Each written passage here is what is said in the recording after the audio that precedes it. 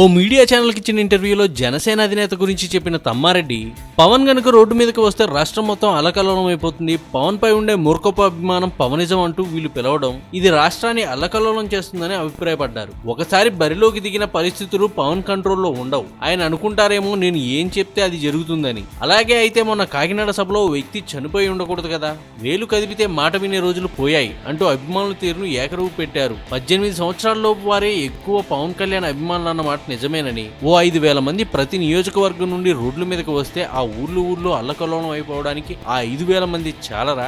ఒక నయం పేరు చెప్తేనే రాష్ట్రం అంతా గడగడలాడింది. ఇక మీరే అర్థం చేసుకోవాలన్నట్లుగా ఓ నవ్వు నవ్వారు తమ్మారెడ్డి. అందులోనూ ఈ 5,000 అభిమానులను మిలిటెంట్ వర్కర్స్ తో పోల్చి సంచలనమే క్రియేట్ చేశారు తమ్మారెడ్డి.